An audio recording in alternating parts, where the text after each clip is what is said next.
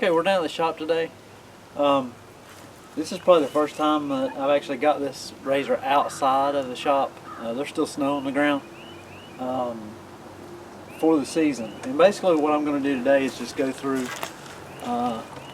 just basic UTV operation, especially if you're a new rider or haven't spent a lot of time up in the mountain areas. The first thing that you want to do before you go out on any excursion, especially out into a remote area, is check your tire pressures. And I usually do like a pre-trip inspection before I ever load the razor onto the trailer or the toy hauler. And I do run kind of high. I run 12 psi. I know a lot of guys that actually do a lot of rock crawling, they run a lot lower pressures. 12 psi in the Dirt Commander seems to be ideal. You really don't have to worry about pinch flats, so it's kind of a good middle ground. You can run up to 16 psi in the tires and still get a reasonably comfortable ride. And my razor, at least, they come with this nice toolkit, and one of the toolkit items is a pressure gauge. I've got another one in the rear pack there that's a little bit more advanced, but it should be in your toolkit. The big thing is, if you got it in the glove box, you can get it out really quick and check your tire pressures. Once you verify that you have good tire pressure, usually what I'll do is I'll just go through and look at the machine real quick. All the maintenance is already done starting the season. Really the only things I'm looking for is do I have leaks, especially when I have it parked in the shop. Before I pulled this out, I looked underneath just to make sure there's nothing dripping out. And another thing on the razors, and I'll do a close-up shot of this. You'll want to check anywhere that you have a seal and fluids, and basically that's your front differential, your rear gear case, and then some areas on the engine, and I'll go over those. So basically you want to check, make sure that no fluid's actually leaking out, and more importantly, if you're driving through water, that nothing's coming in. You can look at one of my previous videos on fluid changes. Those are pretty important, not just for the fluid change itself, but you're wanting to make sure that nothing's getting in. And the sooner you can detect that and resolve the issue, the less costly this becomes. And we're going to go around and look at all the normal points I'll look at. It takes less than 5 minutes just to kind of take a quick look before you actually head out on the trail. Okay, we're at the front of the razor. I usually start front to back. Obviously we're looking to make sure that there's nothing obvious body-wise. I do like to inspect the winch cable. And that's really easy to inspect. You can take this off and actually just look down, look at the spool. Areas that you're really wanting to pay real close attention to is each side of your differential. If you start seeing a lot of fluid coming out at these seals, you've got an issue. And if you can kind of see up underneath there's a U-joint and the drive shaft. And where that pinion goes in, you'll want to check, make sure that you don't have a leak there. And if you watch one of the other videos, it shows where all the fill plugs are at. There was a drain plug on the bottom and a fill plug right through this area.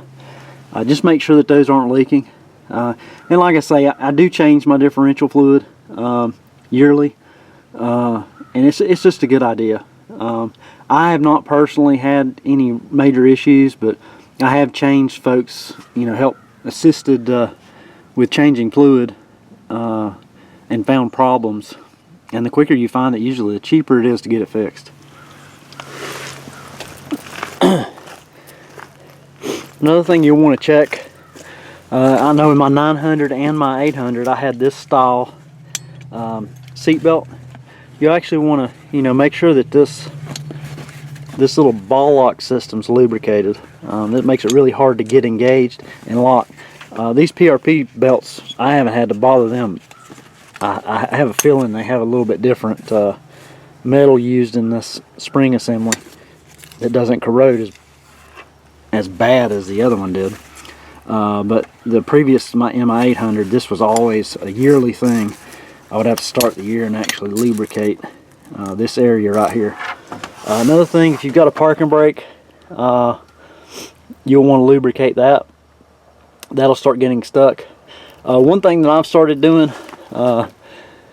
both pre-trip and after the trip is finished, I don't leave this parking brake down and in its storage. It's not a great idea.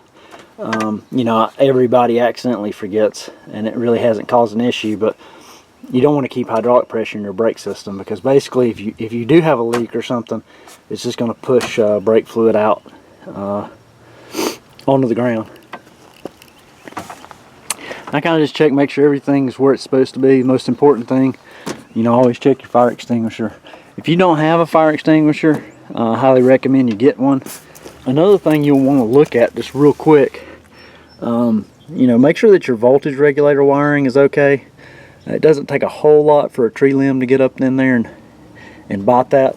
Another thing you want to check is your clutch cover, your vent tube, and this bracket. Make sure all that's tight.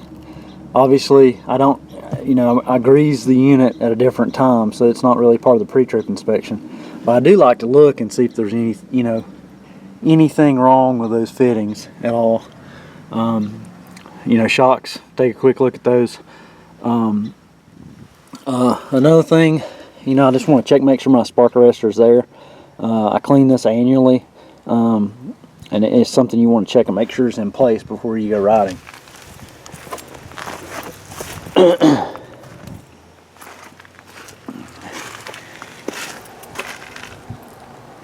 Okay, everything looks good, and generally that's what you're going to find. If you do find something, it's more than likely going to be a tire issue.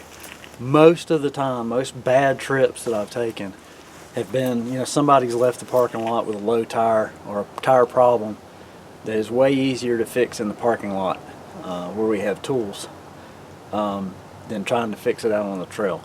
So that's one thing I'll recommend if you're going on a long ride, especially up in mountainous terrain. Make sure your tires are good to go before you leave the parking lot. It's probably the most important pre-trip inspection thing you can do.